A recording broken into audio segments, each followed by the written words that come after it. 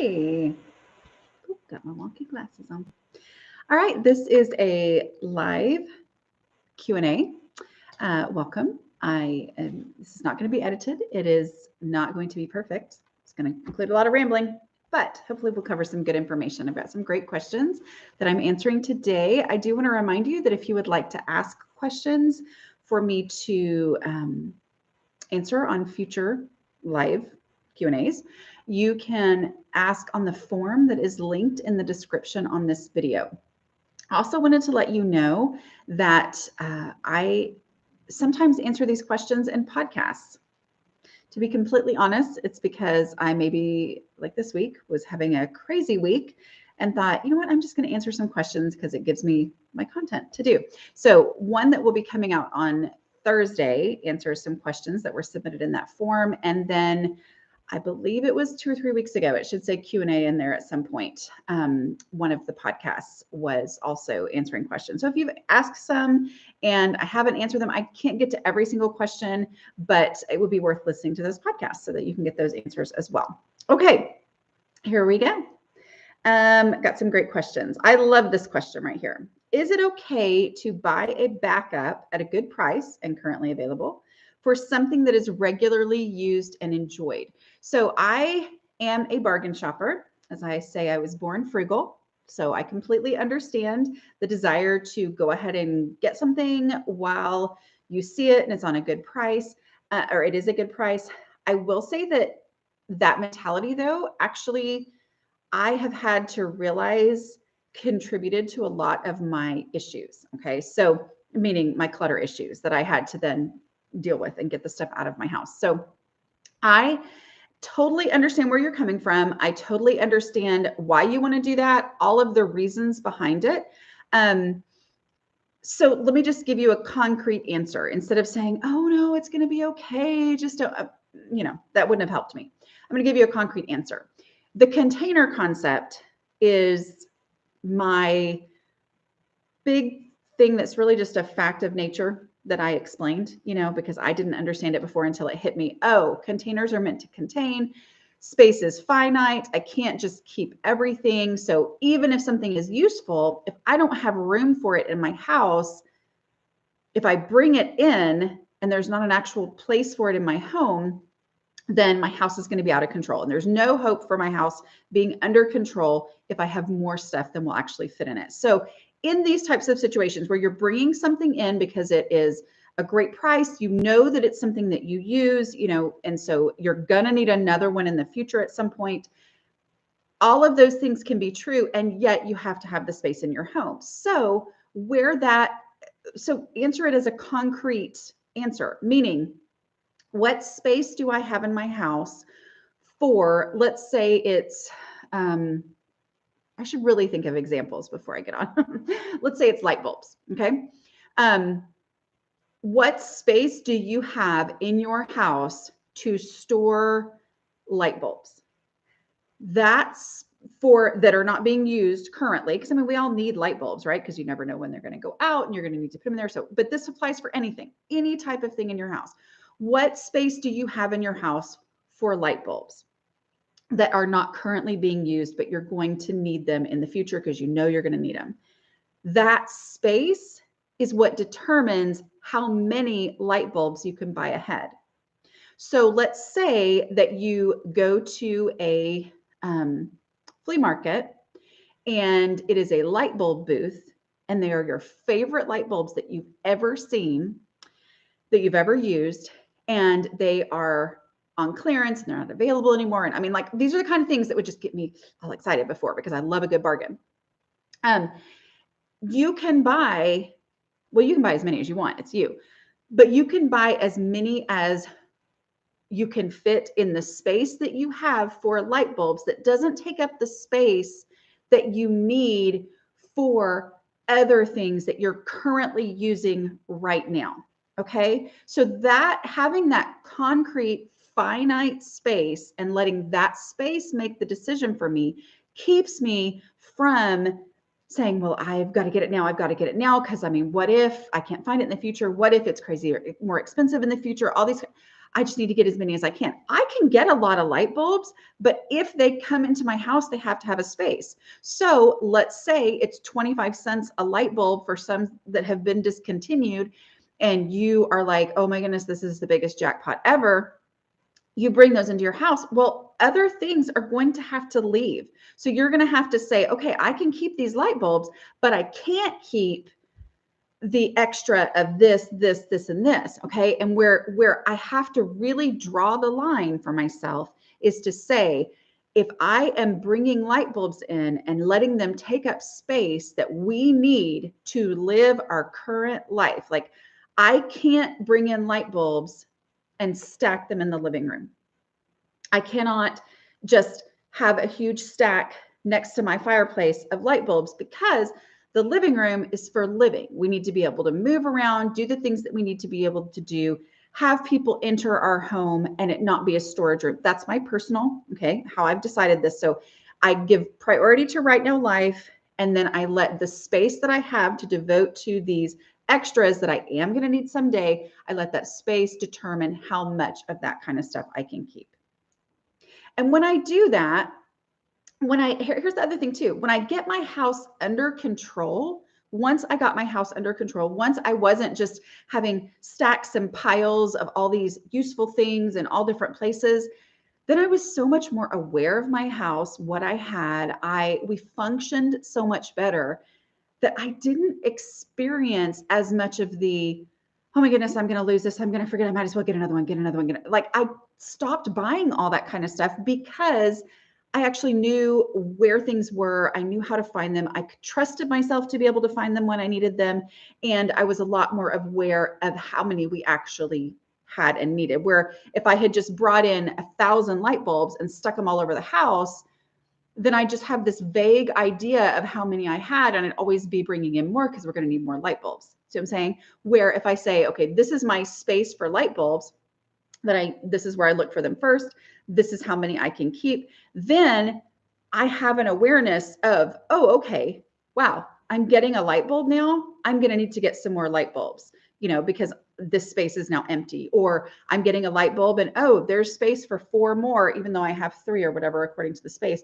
And I am going to get more. And so it just gave me a lot more awareness, having my house actually be under control and not having excess stuff. Okay. Next question starts with, I've followed your visibility rule and my home looks pretty good now, but every drawer and cabinet in every room is scary with 2 exclamation points. So scary. How do you get motivated for the out of sight spaces since they're not staring you in the face? Okay. As far as motivation, one of the things that I like to do a space that my life is harder because this space is cluttered. You know what I mean? Like you've gotten your visible spaces under control. You're experiencing that. You're experiencing how much easier it is to live with less stuff. So what out of sight space is contributing to it being more difficult to maintain the visible space? You know what I mean? Like, is there a space that when you go to put things away so that it's not in a visible place anymore, there's a avalanche of stuff that falls out when you open that, whatever, so what would make your life easier? But as far as getting motivated, I really just, I still, because it helps me to prioritize and to have a way to prioritize, I start in those visible spaces because the less stuff there is in the cabinets, then it's just easier to maintain the visible parts of that room as well. So I just still follow that visibility rule. And then because I know that I'm going to follow my 5-step no mess decluttering method, and that means I can declutter in any amount of time I have available, I'm never going to end up with it worse off than it was before. My goal is always better and less. Then it allows me to just say, I'm going to work on this space. Like I don't have to make this huge, big plan because I know that I'm going to make final decision by final decision, one item at a time. And so this space is going to be better than it was before, which means that it just gives me this freedom to say, I've got 10 minutes. If feel like working on something, I'll work on this. And I can do that because the space is only going to be better. I'm never pulling everything out of the space, which then puts me on this big, I have to finish it before, and then everything gets out of control. Instead, it's just like, I'm just working methodically through this space. Am I frozen? Am I freezing a lot? I don't know. Cause I feel like, we'll see. I'm just going to keep talking. We're having a lot of wind here. Okay. Next question. This is a tough one. It's a great question. My mom died a couple years ago. First of all, I want to make sure that I say I'm very sorry for your loss. Very sorry. Before her death, I lived in the basement where I had a complete apartment of my own. Now the home is mine, and I'm working on moving upstairs and truly making the place my own, which will involve repurposing several rooms. I have a lot to declutter between my stuff and her stuff, and I'm trying to figure out where is the best place to start and what I would do with stuff that currently would go one place, but will be going to another place. I like the idea of your progress and only progress method, as I did the whole pull everything out in the kitchen, during the first part of COVID shutdowns, and that was extremely overwhelming considering I was still early in the grief process. Okay, so you're in a unique situation. And it sounds like you really are kind of ready to do this. Okay. You're acknowledging your grief, which I think is a really important part of this process. Okay. So you're on the right track there, and knowing that it's going to be hard, but knowing that there is a way to do this with progress and only progress. I would honestly, because it sounds like there's a real separation between the upstairs, which is now going to be your home, and the downstairs, which was its own separate apartment. Okay. So it's almost like you're moving into her home, even though technically they are connected, but you're moving into the upstairs home part of it. And so I would really treat it the same way as if you were completely moving. Now, obviously you're not, you can do a little bit at a time because you're all in one space. But I would, anytime that you go into a home that you have to clean out the home, okay, be thinking of it along that way. So be thinking of it as, I am going to completely remove anything that needs to just be completely removed, because you're going to make it your own. Okay. So be thinking of it as if you were just moving into this house that you first had to clean out. So there's going to be stuff that you're going to absolutely want to keep, for memory's sake, for function's sake, but be thinking of it as, I'm clearing out and only leaving the stuff that really should stay, and then moving my stuff into that space. I hope that makes sense. But yeah, I mean, it's a unique process, but I think as long as you really focus on that progress and only progress, like starting with the visibility rule, okay, using that as a way to prioritize, unless you need to physically move your bedroom up to there. And then it's like, I am going to one in, one out everything of mine that's going to go up there. I'm going to one in, one out that. Okay. But also, I love, Cass said one time, and this is so completely true, but it's like, when you're in a situation like that, you really focus on getting the stuff out that you know needs to go. Because I think sometimes it's like, there's so much to do that it feels like you're wasting your time when you actually drive a carload or a truckload to the donation centers. But it's like that, getting those things out so that then you really can see and move things the way that you need to move them. There's so much value in that. So putting some priority time and energy and effort, maybe it's a phone call, maybe it's, whatever, to have somebody come pick some stuff up, but really putting time and effort into the actual getting out the stuff that's easy, that you already know needs to go, so that then you're much more able to function within that and do what you need to do. Okay. Next question. How to have a mindset shift to avoid re-cluttering while you declutter. Your help has been a game changer. Thank you so much. Okay. So, the best way to avoid recluttering is to just keep on decluttering and experience the pain of letting go of stuff that you're like, why did I spend the money on this? Why did I dust this for the last 10 years or not dust this for the last 10 years or whatever? You know, all that pain of, oh my goodness, why did I even have that is the best antidote to buying and bringing more stuff in. Like that's the best way to do that. But also just remember the 1 in, 1 out rule. Okay. So start to really apply that 1 in, 1 out rule every single chance you get, which you're going to have a lot of chances when you take something to the place where you look for it first and that space is full. You got to 1 in, 1 out it. You got to take something out that's going to go in the trash, recycle, or donate box.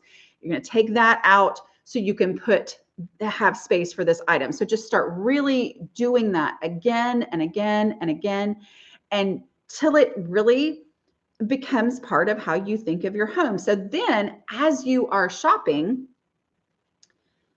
everything that comes into your house, know that if I'm going to maintain any decluttering progress that I've made in the past, I have to 1 in, 1 out. Okay. It doesn't have to be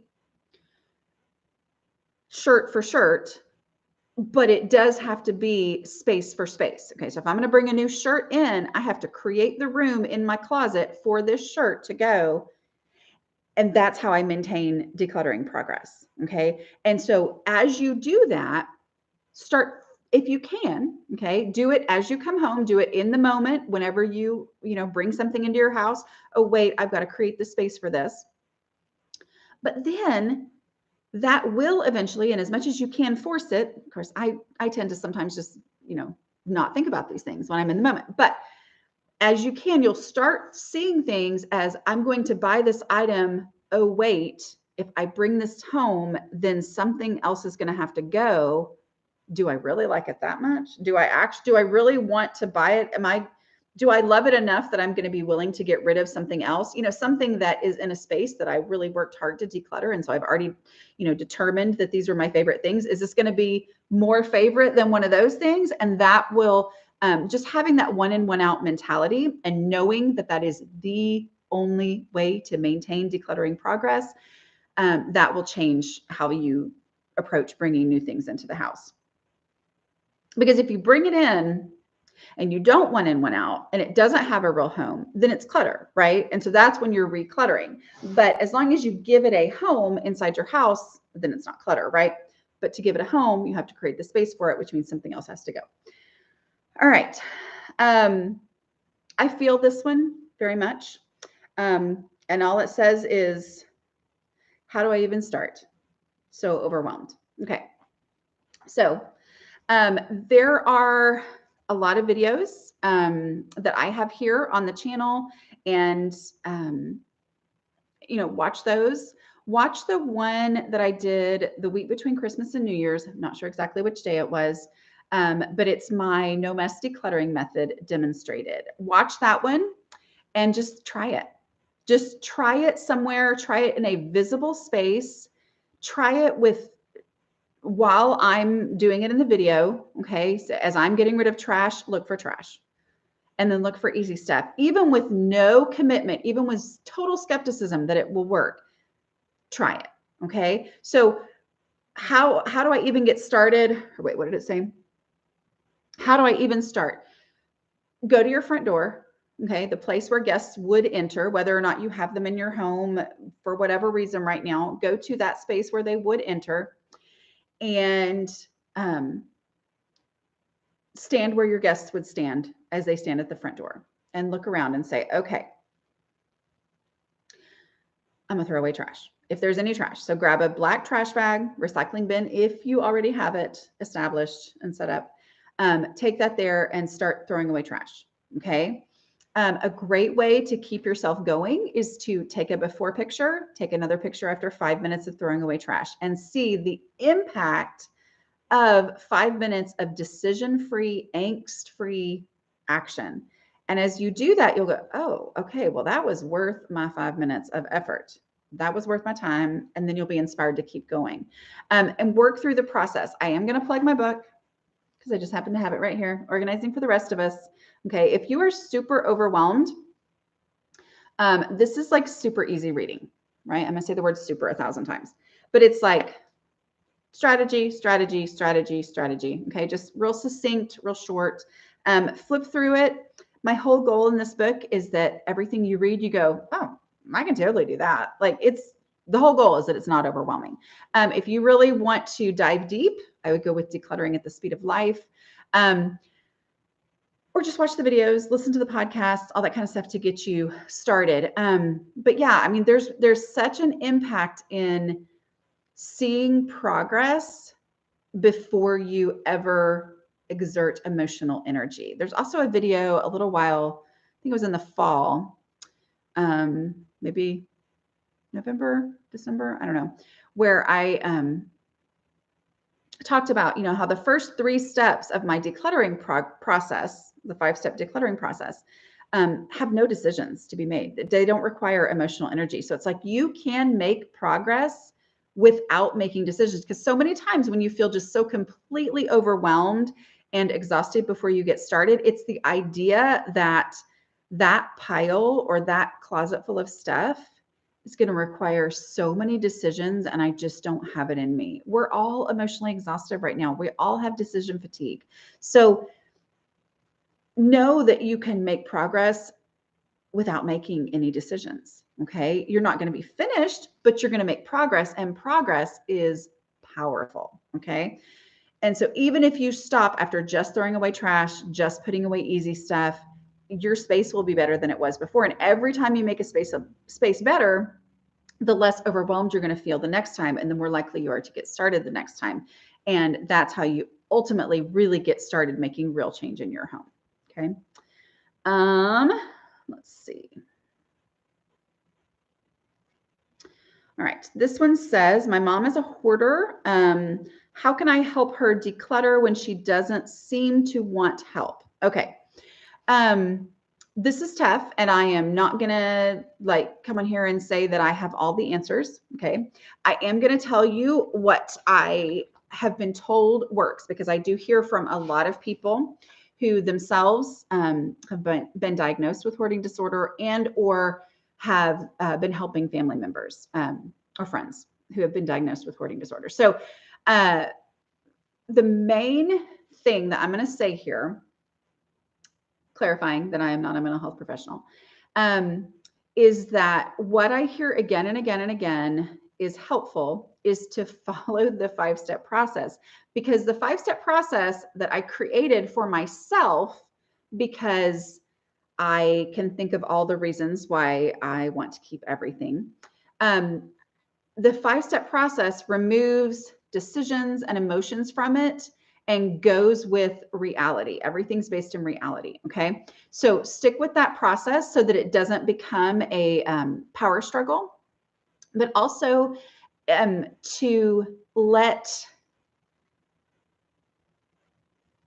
go through the process and let them determine the answers to the questions. Okay. So it can be really easy when you go into a situation to start with,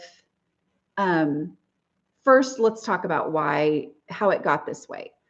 That's just, I mean, I don't find that to be helpful. I just don't. Instead, saying, okay, do you want me to help you?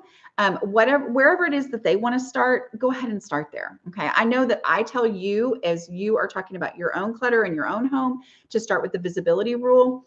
But I would say when you're helping someone else, the place that they want to, and I'm just saying this off the top of my head. Okay. I might think about it later and go, but if they are like, no, I don't want to start in the most visible space, I really want to work on this specific closet. Okay. Do that and work through because all of the questions in my decluttering process are based on, reality. So it's like, okay, is there any trash? All right. Now I have been told that it can be very difficult to identify trash in this situation, and that specifically the 2 decluttering questions are very helpful, even on stuff that you're like, how do you not see that this is trash? It's not helpful to say, how do you not see that this is trash? Okay. But instead say, okay, look for trash. I don't see any trash. Okay. If you needed this item, even if it's like a gum wrapper, okay. If you needed this item, where would you look for it first? Okay.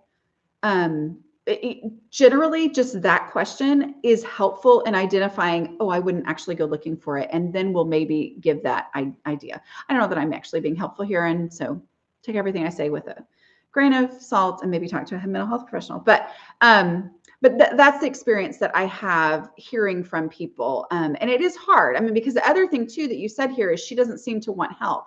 And so it's possible that maybe you've tried to help in the past and it just was overwhelming. And so, but I don't know. I don't know the whole situation. I don't know, what y'all have done in the past or anything, but it's hard when somebody doesn't necessarily want help and it is their house. That's one thing. But if it's a situation where you do have to intervene for, safety reasons, going at it from a perspective where they're the one making the decisions, you're just helping to present and lead them through these decisions that need to be made. Okay. All right. I don't know if that was helpful. All right.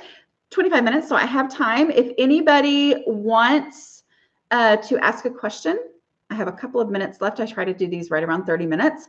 And so put question marks at the front and I will see if I can get to some of these questions that are live. I don't usually get to the live ones because I'm always taking up so much time in the ones that were done ahead of time. Okay. Okay. Let's see if there's any questions here. I have an area with lots of random items because they don't have homes. I have a hard time answering where to look for it first because I just don't know. What is a good way to find a home?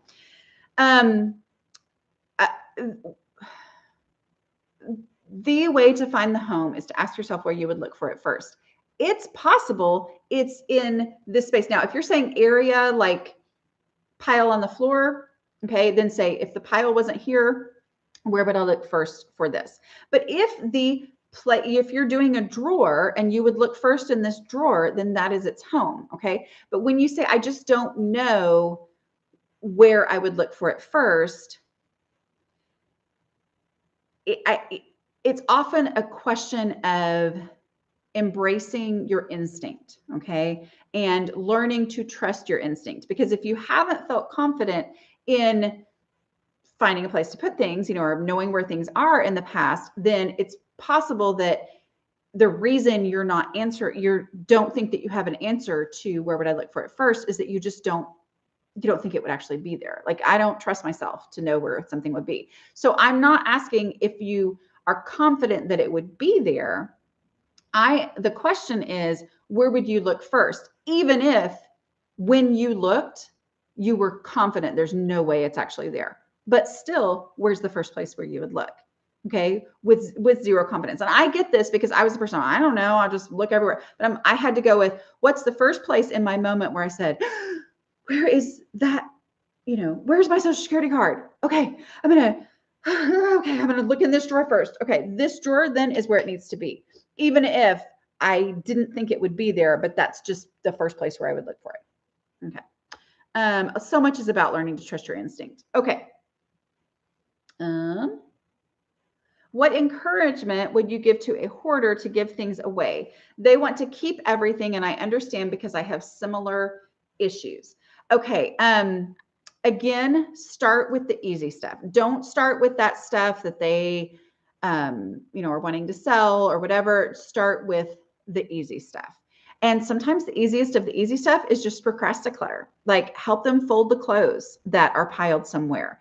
And then that will have some natural consequences of, oh, well, when the clothes are all folded and they don't fit in the drawers and the closets, help wash the dishes so that then there is then the container concept actually applies because there's no room in the cabinets for the dishes that are done. You know what I mean? So work on that declutter. I think that would help with that. Let's see. Okay. All right. When I moved, did I have enough boxes? Yes. I had enough boxes because the boxes were the container. and I'm going to talk about this when I do my, I do a monthly clarification video on past videos that I've done. But yeah, I did. I had enough boxes because the boxes were the container. It's not that did I have enough boxes, I needed more stuff. And I'd given myself permission if I needed to get more, but I treated those boxes as this is the limit to what I can move to my new home. And because I treated the boxes that way, so many things revealed themselves as not being container worthy. I mean, like, and it wasn't even like, oh, at the end, we had extra boxes we didn't even use. At the end, I was like, oh no, which of these last things am I going to get put in? No, I mean, from the very first box, just knowing that there is a limit makes me go, oh, yeah, this doesn't deserve space. I'm not going to put this in this box and have it take up space that then is going to mean I'm going to have to make a difficult decision down the line. No, this can go. It's amazing, the container concept, how it frees you from the first item that needs to go in. It just changes how you see everything. So yeah, yep, I have plenty. Okay. All right. Now it's been 30 minutes, so I'm going to stop, but it's been fun. And I feel like my video is really shaky today, but I will talk to y'all later. Make sure that if you would like to ask questions for future lives, go to the form that is in the description of this video. And again, I have a podcast coming out on Thursday where I answer questions, and my dogs bark, so sorry about that. I also have one from a few weeks ago where I answered questions that were submitted on that form as well. So I will talk to y'all later. Bye.